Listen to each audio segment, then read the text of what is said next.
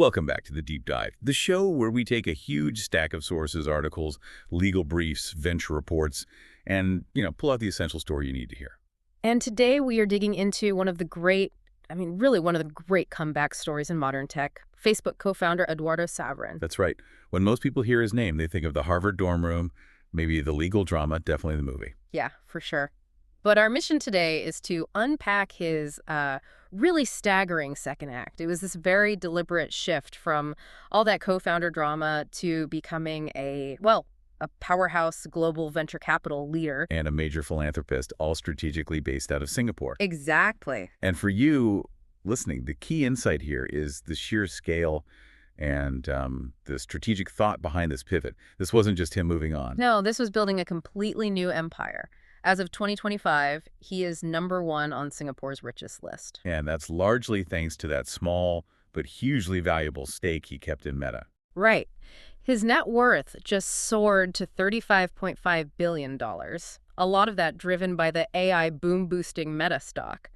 So we're looking at how that really contentious start didn't end him. It actually funded everything that came next. It laid the groundwork, the incredibly lucrative groundwork. Okay, so let's unpack this. We have to start with the origin story, but let's just focus on the financial tension that really pushed him to make this pivot away from Silicon Valley. It started simply enough. Met Mark Zuckerberg at Harvard. He put in the seed capital, a reported $1,000? $1,000 for 30% of the company in 2004. Right. And the conflict wasn't about the product itself. It was pure strategy. It was about speed versus caution, right? Yeah. Zuckerberg was all about rapid expansion. Totally. Go fast, break things, get Silicon Valley investors on board to scale up, like yesterday. And Saverin, from what our sources say, was a bit more conservative. He wanted to see monetization earlier. Exactly. And that just clashed fundamentally with the grow at any cost mindset that Zuckerberg was all in on. And that clash, plus some issues over his role, that led to the big moment in 2005.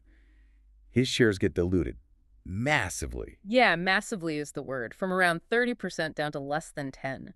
He was, for all intents and purposes, frozen out, and that, of course, led to the legal battle that everyone remembers. That legal drama was huge.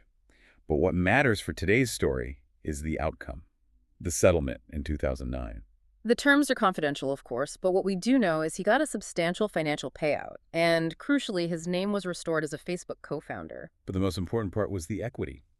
He kept a piece of the company. That was everything. He retained a small percentage, which, after the IPO, that became the foundation for this immense wealth. So keeping that equity, even a small slice, was the real hinge point for his entire next chapter. Why was that so much more powerful than just taking a big cash payout? Well, because it gave him exposure to exponential growth. A cash settlement is great. You have liquidity right now. Right. But that equity was a ticket to the long-term value of what would become a one-changing company. That decision, or really the settlement that allowed for it, it literally paved the road for B Capital.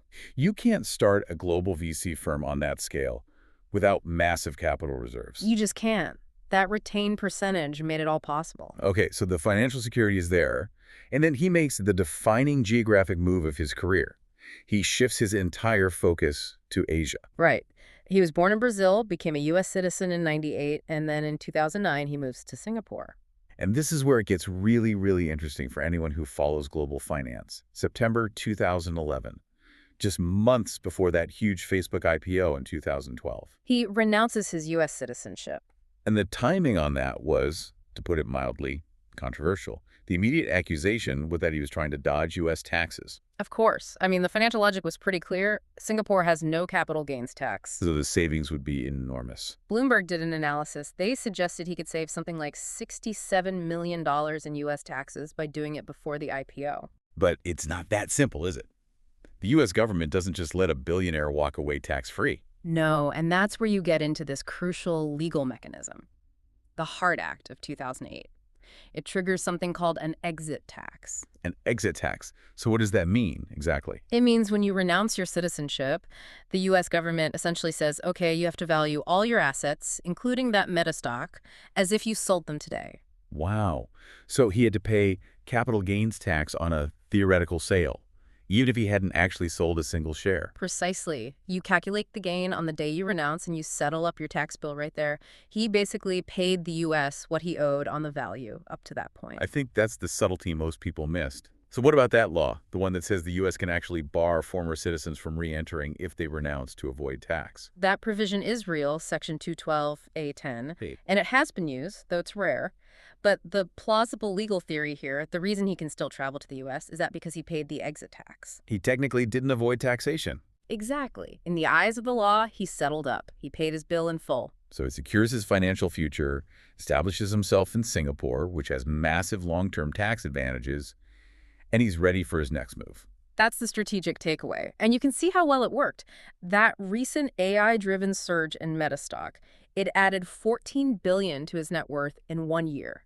It confirms that 2011 move was one of the shrewdest financial plays of the decade. All right, let's pivot from personal finance to his main gig now, B Capital Group. This is not just some personal investment fund. No, it's a full-blown global venture capital institution. He co-founded it in 2015 with Raj Ganguly, who was a veteran of Bain Capital. And they met in Singapore, right? Yeah, back in 2012, through mutual Harvard connections, actually. It just shows you those networks, they last, even across continents. So how quickly did this thing scale? Hmm. Because today, B Capital is massive. Incredibly fast. We're talking under a decade. They've grown their assets under management, their AUM, to over $8 billion. $8 billion. Yeah. And they're all over the world. Over 100 employees, 8 global locations. They have headquarters in Manhattan Beach in San Francisco, sure, but also big offices in Singapore, Beijing, Hong Kong, Doha, New York. That global footprint was part of the DNA from day one. Let's talk about what makes them different. Because they're not just another big fund. They built in a unique advantage, didn't they? They did. 2 things, really. First, that multinational focus, especially on Southeast Asia and India, that's where Saverin spends a lot of his energy. And the second. The second is the real secret sauce. It's their strategic partnership with the Boston Consulting Group, BCG. That's a huge name. How does that partnership actually work? Is BCG investing directly? Not directly, no. BCG is a passive minority investor in B Capital's funds.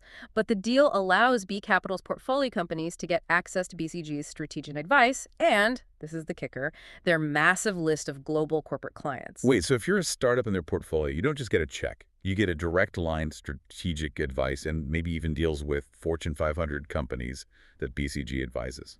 That is exactly it. It's an almost unfair advantage. It really is. For a growing company, getting those first huge clients Yep. is everything. This is like a fast track. It's a decisive structural advantage. Very few other VCs can offer anything like it. And they're not sitting still. Their scope keeps expanding. Oh, absolutely. They started with later stage companies, but they've broadened out. They moved into China in 2021, hired a big name from SoftBank's Vision Fund. Right. Then in 2022, they raised their first early stage fund, the Ascent Fund, for $250 million. And just last year, they raised their first healthcare-only fund for $500 million. They are covering the whole life cycle. Okay, to really see this philosophy in action, we have to look at one of their recent deals, the investment in Fervo Energy. This is the perfect case study. It connects B Capital's strategy directly to the 2 biggest themes in the market today, AI and sustainability. So what's the deal? B Capital just led Fervo Energy's oversubscribed Series E round. We're talking $462 million. And Fervo develops enhanced geothermal energy. That is a huge check for a geothermal company. Why now? And why geothermal? Because of the power demands of AI, the funding is for Fervo's huge 500-megawatt geothermal project in Utah. But the key isn't just the scale, it's the reliability. Fervo's tech delivers firm power. Okay, let's pause on firm power. What does that actually mean, and why is that the magic word for AI? Firm power means it's on 2047. It's not intermittent like solar or wind. It's stable, reliable baseload power.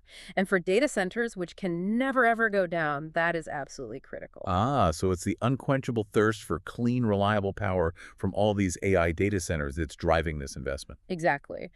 Fervo's own management says their growth is directly tied to that demand. And you can see the cycle. Google co-invested in this round. Right. But Google was also the very first customer for Fervo's first facility back in 2023. So once Google signed on, the floodgates opened. Pretty much. That deal prompted outreach from, they said, dozens of other AI companies all looking for the same thing. It's kind of symbolic, isn't it? Also, A Facebook co-founders firm is funding the energy infrastructure needed by the very tech giants that Facebook's own success helped create. that really does reframe the whole story. Yeah. Okay, let's shift gears to the other side of his work, his philanthropy in Singapore. It seems just as strategic as his investing. It really is. It's very consistent. Eduardo, who's 42 now, and his wife, Elaine, they run the Elaine and Eduardo Saverin Foundation. And their whole mission is about initiatives that bridge technology and humanity. So what areas are they focusing on? The big ones: healthcare, mental health, sustainability. They've made major gifts before, including $20 million to a cancer center in the region. And their latest big gift. That was $15 million to the Singapore American School, SAS.